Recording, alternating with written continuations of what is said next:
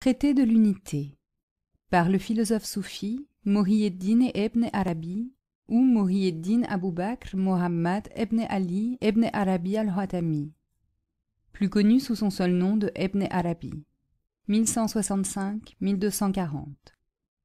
Traduction 1911 de John Gustav Hagueli, alias Ivan Hagueli, alias Abdul Hadi, 1869-1917. Au nom d'Allah, le clément, le miséricordieux, nous implorons son secours. Gloire à Allah, avant l'unité duquel il n'y a pas d'antérieur, si ce n'est lui qui est ce premier, après la singularité duquel il n'y a aucun après, si ce n'est lui qui est ce suivant. À propos de lui, il n'y a ni avant, ni après, ni haut, ni bas, ni près, ni loin, ni comment, ni quoi, ni où, ni état, ni succession d'instants, ni temps, ni espace, ni être. Il est tel qu'il était.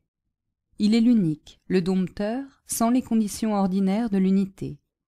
Il est le singulier sans singularité. Il n'est pas composé de nom et de nommé, car le nom est lui et le nommé est encore lui. Il n'y a pas de nom sauf lui. Il n'y a pas de nommé en dehors de lui. C'est pourquoi il est dit qu'il est le nom et le nommé. Il est le premier sans antériorité. Il est le dernier sans les conditions ordinaires de la finalité, c'est-à-dire sans finalité absolue. Il est l'évident sans extériorité. Il est l'occulte sans intériorité. Je veux dire qu'il est l'existence des glyphes de l'externe comme il est l'existence de ceux de l'interne. Il n'y a ni externe ni interne hormis lui, et cela sans que ces glyphes se changent pour devenir lui, ou que lui, il se change pour devenir ces glyphes. Il importe de bien comprendre cet arcane, de peur de tomber dans l'erreur de ceux qui croient aux incarnations de la divinité. Il ne se trouve pas dans quelque chose et aucune chose ne se trouve dans lui par une entrée ou une sortie quelconque. Il faut le connaître de cette façon, non par la science, l'intelligence, l'imagination, la sagacité, les sens, la vision extérieure, la vision intérieure, la compréhension ou le raisonnement. Personne ne peut le voir sauf lui-même. Personne ne le saisit sauf lui-même. Personne ne le connaît sauf lui-même. Il se voit par lui-même. Il se connaît par lui-même. Autre que lui ne peut le voir. Autre que lui ne peut le saisir. Son impénétrable voile est sa propre unicité. Autre que lui ne le dissimule pas. Son voile est son existence même. Il est voilé par son unicité d'une façon inexplicable. Autre que lui ne le voit pas, aucun prophète envoyé, aucun saint parfait ou ange approché. Son prophète est lui-même, son messager, apôtre, est lui. Sa missive, apostolat, est lui. Sa parole est lui. Il a mandé son ipséité par lui-même, de lui-même, vers lui-même, sans aucun intermédiaire ou causalité extérieure que lui-même. Il n'y a aucune disparité de temps, d'espace ou de nature entre celui qui envoie, entre le message et le destinataire de cette missive. Son existence est celle des lettres de la prophétie, pas d'autre. Autre que lui n'a pas d'existence ou de nominalité, et ne peut donc s'anéantir, n'ayant jamais existé. C'est pourquoi le prophète a dit « Celui qui connaît son âme, c'est-à-dire soi-même, connaît son Seigneur. » Il dit encore « J'ai connu mon Seigneur par mon Seigneur. » Le prophète d'Allah a voulu faire comprendre par ces mots que tu n'es pas toi, mais lui et non toi, qu'il ne sort pas de toi et tu ne sors pas de lui. Je ne veux pas dire que tu es ou que tu possèdes telle ou telle qualité. Je veux dire que tu n'existes absolument pas et que tu n'existeras jamais ni par toi ni par lui, dans lui ou avec lui. Tu ne peux cesser d'être car tu n'es pas. Tu es lui est toi, sans aucune dépendance ou causalité. Si tu reconnais à ton existence cette qualité, c'est-à-dire le néant, alors tu connais Allah, autrement non. La plupart des initiés disent que la gnose, ou la connaissance d'Allah, vient à la suite du fana el-wujudi et du fana el-janoi, c'est-à-dire par l'effet de l'extinction de l'existence et de l'extinction de cette extinction. Or, cette opinion est tout à fait fausse, il y a là une erreur manifeste. La gnose n'exige pas l'extinction de l'existence du moi ou l'extinction de cette extinction, car les choses n'ont aucune existence, et ce qui n'existe pas ne peut cesser d'exister. Dire qu'une chose a cessé d'exister, qu'elle n'existe plus, équivaut à affirmer qu'elle a existé, qu'elle a joui de l'existence. Donc si tu connais ton âme, c'est-à-dire toi-même, tu peux concevoir que tu n'existes pas et, partant, que tu ne t'éteins pas, alors tu connais Allah, autrement non. Attribuer la gnose au Phano et au Phano El Janoi est un credo idolâtre. Car, si tu attribues la gnose au Phano et au Phano El Janoi, tu prétends qu'autre qu'Allah puisse jouir de l'existence. C'est le nier, et tu es formellement coupable d'idolâtrie. Le prophète a dit « Celui qui connaît son âme, c'est-à-dire lui-même, connaît son Seigneur ». Il n'a pas dit « Celui qui éteint son âme connaît son Seigneur ». Si l'on affirme l'existence d'un autre, on ne peut plus parler de son extinction, car on ne doit parler de l'extinction de ce qu'on ne doit affirmer. Ton existence est néant, et néant ne peut s'ajouter à une chose, temporaire ou non. Le prophète a dit « Tu n'existes pas maintenant comme tu n'existais pas avant la création du monde ». Le mot « maintenant » est pris ici dans son sens de présent absolu, signifie l'éternité sans commencement aussi bien que l'éternité sans fin. Or, Allah est l'existence de l'éternité sans commencement et de l'éternité sans fin, ainsi que la préexistence. Ces trois aspects de l'éternité sont lui. Allah est l'existence de ces trois aspects de l'éternité sans qu'il cesse d'être l'absolu. S'il n'en était pas ainsi, sa solitude ne serait pas. Il ne serait pas son partenaire. Or, il est d'obligation rationnelle, dogmatique et théologique qu'il soit seul et sans compagnon aucun. Son partenaire serait celui qui existerait par lui-même, non par l'existence d'Allah. Un tel n'aurait pas besoin d'Allah et serait par conséquent un second Seigneur Dieu, ce qui est impossible. Allah n'a pas de partenaire, de semblable ou d'équivalent. Celui qui voit une chose avec Allah, d'Allah ou dans Allah, même en la faisant relever d'Allah par la Seigneurie, rend cette chose partenaire d'Allah, relevant de lui par la Seigneurie. Quiconque prétend qu'une chose puisse exister avec Allah, peu importe que cette chose existe par elle-même ou bien par lui, qu'elle s'éteigne de son existence ou de l'extinction de son existence, un tel homme, dis-je, est loin d'avoir la moindre perception de la connaissance de son âme ou de soi-même. Car celui qui prétend qu'autre que lui puisse exister, peu importe que ce soit par lui-même ou bien par lui ou dans lui, puis disparaisse et s'éteigne, puis s'éteigne dans son extinction, etc., un tel homme tourne en un cercle vicieux par l'extinction sur l'extinction indéfiniment. Tout cela est idolâtrie sur idolâtrie et n'a rien à faire avec la gnose. Un tel homme est idolâtre et il ne connaît rien ni d'Allah ni de lui-même ou de son âme. Si l'on demande par quel moyen on arrive à connaître son âme, c'est-à-dire le proprium, soi-même, et à connaître Allah, la réponse est « La voie vers ces deux connaissances est indiquée par ces paroles. Allah était et le néant avec lui. Il est maintenant tel qu'il était. Si quelqu'un dit « Je vois mon âme, mon proprium, moi-même, autre qu'Allah, et je ne vois pas qu'Allah soit mon âme », la réponse est « Le prophète veut dire par le terme âme le proprium, ton existence particulière, ce que tu appelles moi-même, et non pas l'élément psychique qui s'appelle tantôt l'âme impérieuse ou celle qui pousse irrésistiblement vers le mal, l'âme qui reproche, la race sérénée, etc. Mais il veut dire par âme tout ce qui est autre qu'Allah, comme il a dit « Fais-moi voir, ô Dieu, les choses telles qu'elles sont », désignant par les choses tout ce qui n'est pas Allah, qu'il soit exalté. Il a voulu dire « Fais-moi connaître ce qui n'est pas toi, afin que je sache et afin que je connaisse la vérité sur les choses, si elles sont toi ou bien autres que toi. Sont-elles sans commencement ni fin, ou bien ont-elles été créées et vont-elles disparaître ?» Alors, Allah lui fit voir que tout ce qui n'est pas lui est l'homme lui-même, et que tout ce qui n'est pas lui n'a aucune existence. Et il vit les choses telles qu'elles sont. Je veux dire qu'il vit qu'elles étaient la quiddité d'Allah, hors du temps, de l'espace et de toute attribution. Le terme « les choses » peut s'appliquer à l'âme comme à n'importe quoi. L'existence de l'âme et celle des choses s'identifient dans l'idée générale de choses. Donc, celui qui connaît les choses connaît son âme, son proprium, c'est-à-dire lui-même, et celui qui se connaît soi-même connaît le Seigneur. Car ce que tu crois est autre qu'Allah n'est pas autre qu'Allah, mais tu ne le sais pas. Tu le vois et tu ne sais pas que tu le vois. Du moment que ce mystère a été dévoilé à tes yeux, que tu n'es pas autre qu'Allah, tu sauras que tu es le but de toi-même, que tu n'as pas besoin de t'anéantir, que tu n'as jamais cessé d'être et que tu ne cesseras jamais d'exister, jamais, comme nous l'avons déjà expliqué. Tous les attributs d'Allah sont tes attributs. Tu verras que ton extérieur est le sien, que ton intérieur est le sien, que ton commencement est le sien et que ta fin est la sienne. Cela, incontestablement et sans doute aucun. Tu verras que tes qualités sont les siennes et que ta nature intime est la sienne, cela sans que tu sois devenu lui ou que lui soit devenu toi, sans transformation, diminution ou augmentation, quelle qu'elle soit. Tout périt sauf sa face, dans l'extérieur et dans l'intérieur. Cela veut dire qu'il n'existe aucun autre que lui. qu'autre que lui n'a aucune existence, mais est fatalement perdu, de sorte qu'il ne reste que sa figure. Autrement dit, rien n'est stable hormis sa figure.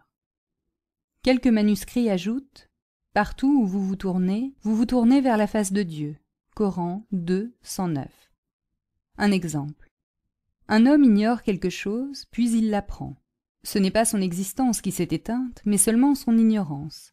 Son existence reste, elle n'a pas été changée contre celle d'un autre. L'existence du savant n'est pas venue s'ajouter à l'existence de l'ignorant. Il ne s'agit d'aucun mélange de ces deux existences individuelles. Il n'y a que l'ignorance qui a été enlevée. Ne pense donc pas qu'il est nécessaire d'éteindre ton existence, car alors tu te voiles avec cette même extinction, et tu deviens toi-même pour ainsi dire le voile d'Allah.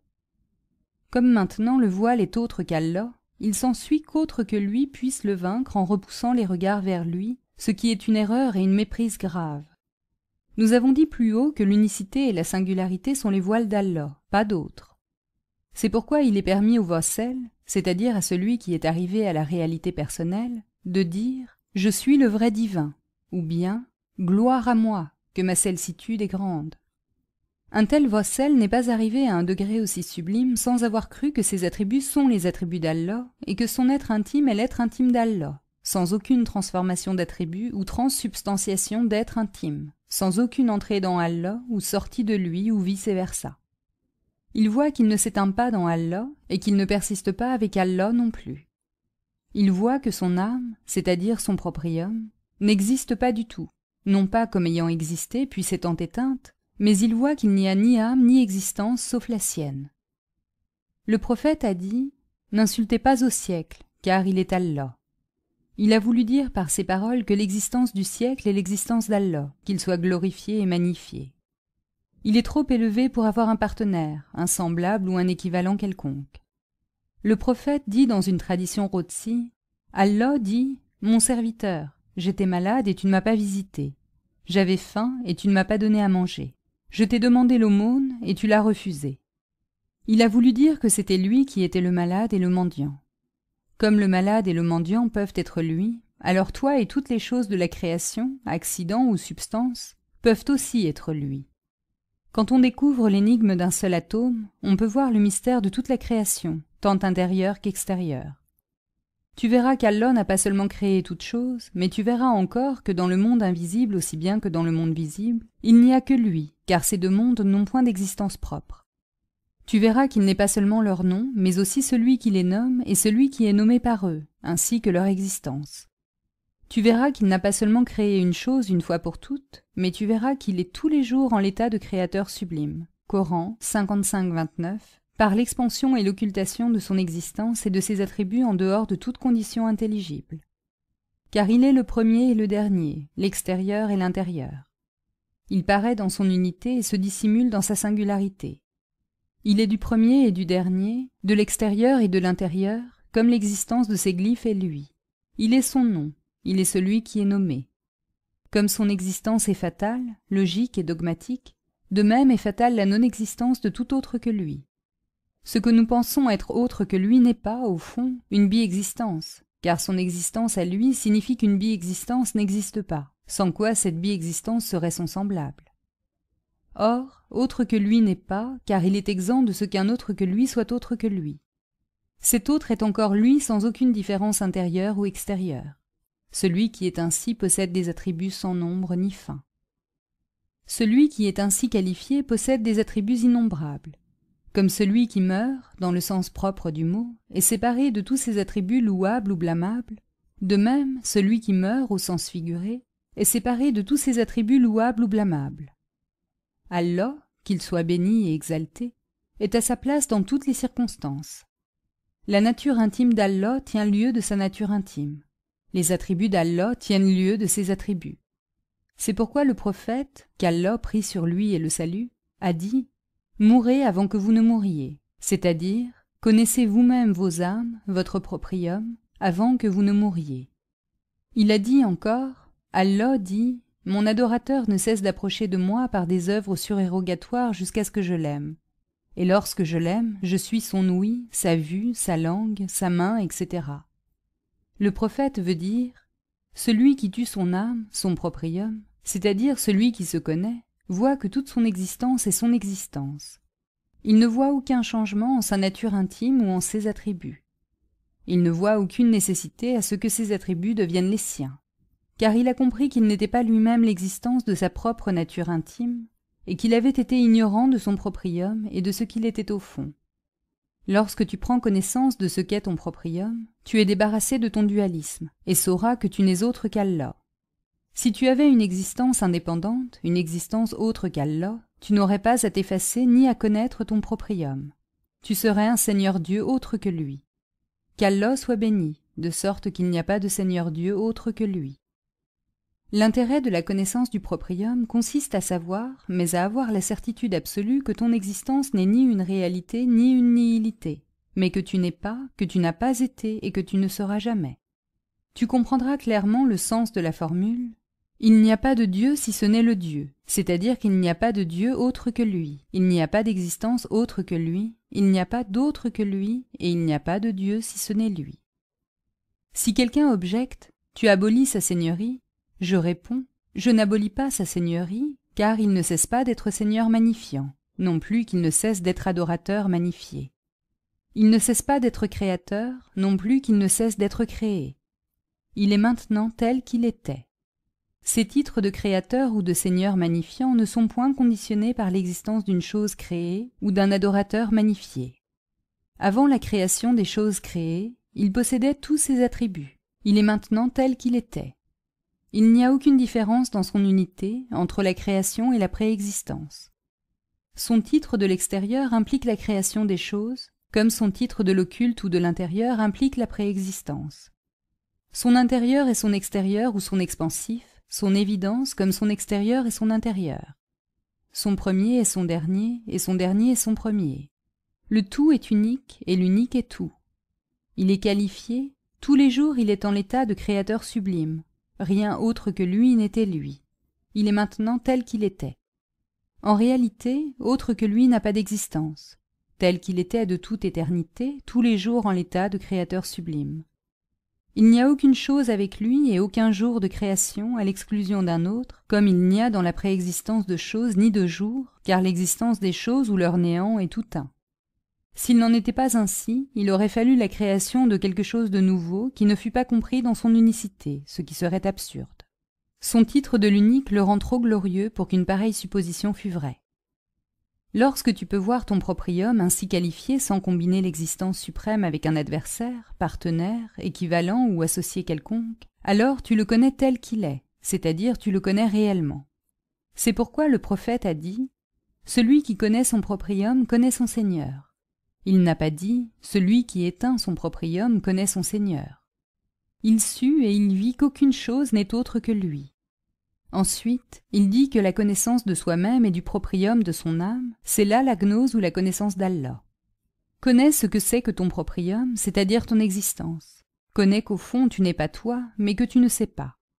Sache que ce que tu appelles ton existence n'est en réalité ni ton existence ni ta non-existence. Sache que tu n'es ni existant ni néant, que tu n'es pas autre qu'existant ou autre que néant. Ton existence et ta nihilité constituent son existence absolue, telle que l'on ne peut ni doit discuter si elle est ou si elle n'est pas. La substance de ton être ou de ton néant est son existence. Donc, lorsque tu vois que les choses ne sont pas autres que ton existence et la sienne, et lorsque tu peux voir que la substance de son être et ton néant dans les choses, sans toutefois voir quoi que ce soit avec lui ou dans lui, alors tu connais ton âme, ton proprium. Or, se connaître soi-même d'une telle manière, c'est là la gnose, la connaissance d'Allah, au-dessus de tout équivoque, doute ou combinaison d'une chose temporaire avec l'éternité, sans voir que l'éternité, ou par elle ou à côté d'elle, autre chose que l'éternité. Si quelqu'un demande « Comment alors s'opère l'union, puisque tu affirmes qu'autre que lui n'est pas ?» Une chose qui est unique ne peut s'unir qu'avec elle-même. La réponse est « En réalité, il n'y a ni union ni approchement. » On ne peut parler d'union qu'entre deux, et non lorsqu'il s'agit d'une chose unique. L'idée d'union ou d'arrivée comporte l'existence de deux choses, analogues ou non. Analogues, ils sont semblables. S'ils ne sont pas analogues, ils se font opposition. Or, Allah, qu'il soit exalté, est exempt de tout semblable ainsi que de tout rival, contraste ou opposant. Ce qu'on appelle ordinairement union, proximité ou éloignement ne sont point tels dans le sens propre du mot. Il y a union sans unification, approchement sans proximité, et éloignement sans aucune idée de loin ou de près. Si quelqu'un demande « Qu'est-ce que c'est que la jonction dans la jonction, la proximité dans la proximité, ou l'éloignement dans l'éloignement ?» La réponse est « Je veux dire que, dans l'état que tu appelles proximité, tu n'étais pas autre que lui, qu'il soit exalté. Tu n'étais pas autre que lui, mais tu ne connaissais pas ton proprium, tu ne savais pas que tu étais lui et non pas toi. Lorsque tu arrives à Allah, c'est-à-dire lorsque tu te connais toi-même, sans les lettres de la connaissance, tu connaîtras que tu es lui, et que tu ne savais pas auparavant si tu étais lui ou non. Lorsque la connaissance te sera arrivée, tu sauras que tu as connu Allah par Allah, non par toi-même. Prenons un exemple. Supposons que tu ne sais pas que ton nom est Mahmoud, ou que tu dois être appelé Mahmoud, car le vrai nom et celui qui le porte sont, en réalité, identiques. Or, tu t'imagines que tu t'appelles Mohammed. Mais après quelque temps d'erreur, tu finis par savoir que tu es Mahmoud et que tu n'as jamais été Mohammed. Cependant, ton existence continue comme par le passé, mais le nom Mohammed est enlevé de toi. Cela est arrivé parce que tu as su que tu es Mahmoud et que tu n'as jamais été Mohammed. Tu n'as pas cessé d'être Mohammed par une extinction de toi-même, car cesser d'exister suppose l'affirmation d'une existence antérieure. Or, qui affirme une existence quelconque hormis lui, donne un associé à lui, qu'il soit béni et que son nom soit exalté. Dans notre exemple, Mahmoud n'a jamais rien perdu. Mohammed n'a jamais vécu dans Mahmoud, n'est jamais entré dans lui ou sorti de lui. De même Mahmoud par rapport à Mohammed. Aussitôt que Mahmoud a connu qu'il est Mahmoud et non Mohammed, il se connaît, c'est-à-dire il connaît son proprium, cela par lui-même et non par Mohammed. Celui-là n'était pas. Comment aurait-il pu informer d'une chose quelconque? Donc, celui qui connaît et ce qui est connu sont identiques, de même que celui qui arrive et ce à quoi on arrive, celui qui voit et ce qui est vu sont identiques. Celui qui sait est son attribut, ce qui est su est sa substance ou nature intime. Celui qui arrive est son attribut, ce à quoi on arrive est sa substance. Or, la qualité et ce qui la possède sont identiques. Telle est l'explication de la formule « Celui qui connaît son Seigneur ». Qui saisit le sens de cette similitude comprend qu'il n'y a ni union, jonction ou arrivée, ni séparation. Il comprend que celui qui sait est lui, et que ce qui est su est encore lui. Celui qui voit est lui, ce qui est vu est encore lui. Celui qui arrive est lui, ce à quoi on arrive dans l'union est encore lui. Aucun autre que lui ne peut se joindre à lui ou arriver à lui. Aucun autre que lui ne se sépare de lui. Quiconque peut comprendre cela est tout à fait exempt de la grande idolâtrie. La plupart des initiés qui croient connaître leur proprium ainsi que leur Seigneur et qui s'imaginent échapper aux liens de l'existence, disent que la voie n'est praticable ou même visible que par l'extinction de l'existence, et par l'extinction de cette extinction. Ils ne dogmatisent ainsi que parce qu'ils n'ont point compris la parole du prophète, qu'Allah prit sur lui et le salut. Comme ils ont voulu remédier à l'idolâtrie qui résulte de la contradiction, ils ont parlé tantôt de l'extinction, c'est-à-dire celle de l'existence, tantôt de l'extinction de cette extinction, tantôt de l'effacement et tantôt de la disparition. Mais toutes ces explications reviennent à l'idolâtrie pure et simple, car quiconque avance qu'il existe quoi que ce soit autre que lui, laquelle chose s'éteint par la suite, ou bien parle de l'extinction de cette chose, un tel homme, disons-nous, se rend coupable d'idolâtrie par son affirmation de l'existence présente ou passée d'un autre que lui. Qu'Allah, que son nom soit exalté, les conduise, et nous aussi, dans le vrai chemin. Vers. Tu pensais que tu étais toi. Or, tu n'es pas et tu n'as jamais existé. Si tu étais toi, tu serais le Seigneur, le second de deux. Abandonne cette idée, car il n'y a aucune différence entre vous deux par rapport à l'existence. Il ne diffère pas de toi et tu ne diffères pas de lui. Si tu dis par ignorance que tu es autre que lui, alors tu es d'un esprit grossier. Lorsque ton ignorance cesse, tu deviens doux, car ton union est ta séparation et ta séparation est ton union. Ton éloignement est une approche et ton approche est un départ. C'est ainsi que tu deviens meilleur. Cesse de faire des raisonnements et comprends par la lumière de l'intuition, sans quoi t'échappe ce qui rayonne de lui. Garde-toi bien de donner un partenaire quelconque à Allah, car alors tu t'avilis, et cela par la honte des idolâtres. Si quelqu'un dit Tu prétends que la connaissance de ton proprium est la gnose, c'est-à-dire la connaissance d'Allah, que son nom soit exalté. L'homme est autre qu'Allah, dût-il connaître son proprium. Or, celui qui est autre qu'Allah, comment peut-il le connaître? Comment peut-il arriver jusqu'à lui? La réponse est: qui connaît son proprium connaît son Seigneur. Sache que l'existence d'un tel homme n'est ni la sienne, ni celle d'un autre, mais celle d'Allah sans une fusion quelconque des deux existences en une, sans que son existence entre dans Dieu, sorte de lui, collatère avec lui ou réside dans lui. Mais il voit son existence telle qu'elle est. Rien n'est advenu qui n'ait pas existé auparavant, et rien ne cesse d'exister par un effacement, extinction ou extinction d'extinction. L'annihilation d'une chose implique son existence antérieure. Prétendre qu'une chose existe par elle-même signifie croire que cette chose s'est créée elle-même, qu'elle ne doit pas son existence à la puissance d'Allah, ce qui est absurde aux yeux et aux oreilles de tous. Tu dois bien noter que la connaissance que possède celui qui connaît son proprium, c'est là la connaissance qu'Allah possède de son proprium, de lui-même, car son proprium n'est autre que lui. Le prophète, qu'Allah prit sur lui et le salut, a voulu désigner par proprium l'existence même. Quiconque est arrivé à cet état d'âme, son extérieur et son intérieur ne sont autres que l'existence d'Allah, la parole d'Allah. Son action est celle d'Allah, et sa prétention de connaître son proprium est la prétention à la gnose, c'est-à-dire à la connaissance parfaite d'Allah. Tu entends sa prétention, tu vois ses actes, et ton regard rencontre un homme qui est autre qu'Allah, comme tu te vois toi-même autre qu'Allah. Mais cela ne provient pas du fait que tu ne possèdes pas la connaissance de ton proprium. Donc, si le croyant est le miroir du croyant, alors il est lui-même par sa substance ou par son œil, c'est-à-dire par son regard sa substance ou son œil est la substance ou l'œil d'Allah.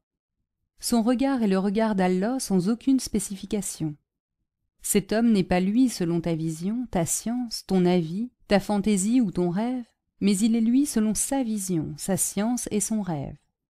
S'il dit « Je suis Allah », écoute-le attentivement, car ce n'est pas lui, mais Allah lui-même qui par sa bouche prononce les mots « Je suis Allah ». Mais tu n'es pas arrivé au même degré de développement mental que lui.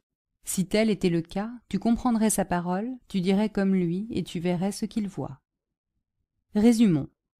L'existence des choses est son existence sans que les choses soient. Ne te laisse pas égarer par la subtilité ou l'ambiguïté des mots, de sorte que tu t'imagines qu'Allah soit créé. Certaine initiée a dit « Le soufi est éternel », mais il n'a parlé ainsi que depuis que tous les mystères lui ont été dévoilés et que tous les doutes ou superstitions ont été dispersés. Cependant, cette immense pensée ne peut convenir qu'à celui dont l'âme est plus vaste que les deux mondes. Quant à celui dont l'âme n'est qu'aussi grande que les deux mondes, elle ne lui convient pas. Car, en vérité, cette pensée est plus grande que le monde sensible et le monde hypersensible, tous les deux pris ensemble.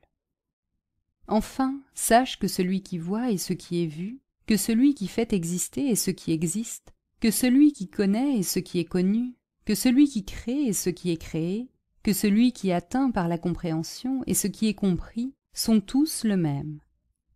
Il voit son existence par son existence, il la connaît par elle-même et il l'atteint par elle-même, sans aucune spécification en dehors des conditions ou formes ordinaires de la compréhension, de la vision ou du savoir. Comme son existence est inconditionnée, sa vision de lui-même, son intelligence de lui-même et sa science de lui-même sont également inconditionnées. Si quelqu'un demande « Comment regardez-vous ce qui est repoussant ou attrayant ?» Si tu vois par exemple une saleté ou une charogne, est-ce que tu dis que c'est Allah?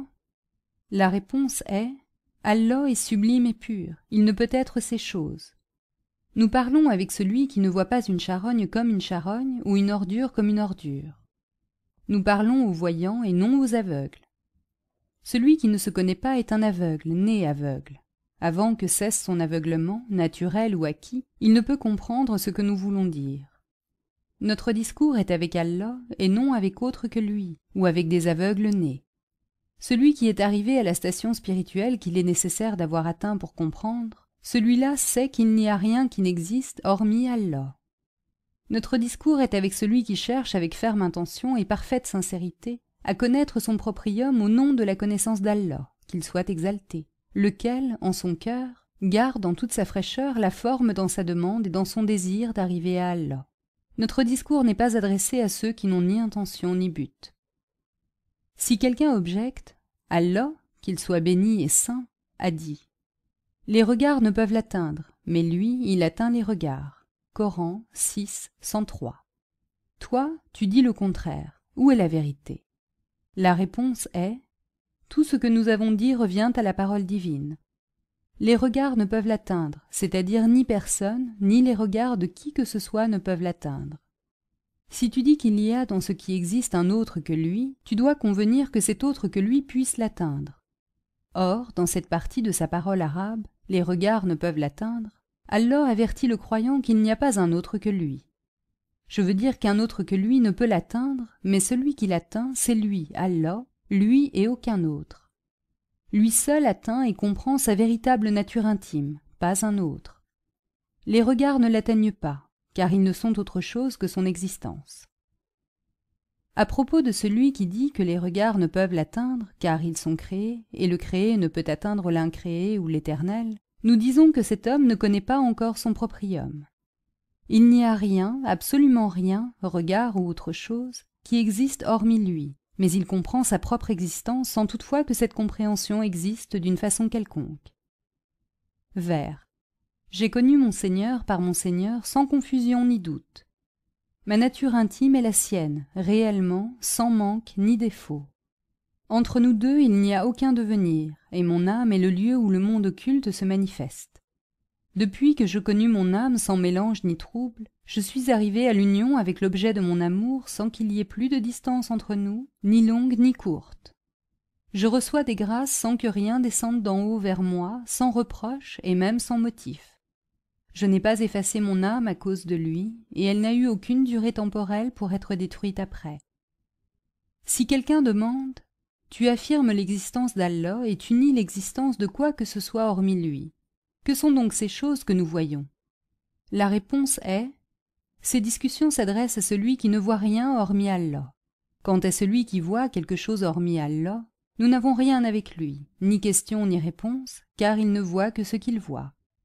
Tandis que celui qui connaît son proprium ne voit pas autre chose qu'Allah en tout ce qu'il voit. Celui qui ne connaît pas son proprium ne voit pas Allah, car tout récipient ne laisse filtrer que de son contenu. Nous nous sommes déjà beaucoup étendus sur notre sujet. Aller plus loin serait inutile, car celui qui n'est point fait pour voir ne verra pas davantage au moyen de nos efforts. Il ne comprendra pas et ne pourra atteindre la vérité. Celui qui peut voir, voit, comprend et atteint la vérité d'après ce que nous avons dit. À celui qui est hyperconsciemment arrivé, il suffit d'une légère indication pour qu'à cette lumière il puisse trouver la vraie voie, marcher avec toute son énergie et arriver au but de son désir avec la grâce d'Allah. Qu'Allah nous prépare à ce qu'il aime et agrée en fait de paroles, d'actes, de science, d'intelligence, de lumière et de vraie direction. Il peut tout, et il répond à toute prière par la juste réponse. Il n'y a de moyens et de pouvoir qu'auprès d'Allah, le Très-Haut, l'Immense. Qu'il prie sur la meilleure de ses créatures, sur le prophète, ainsi que sur tous les membres de sa famille. Amen.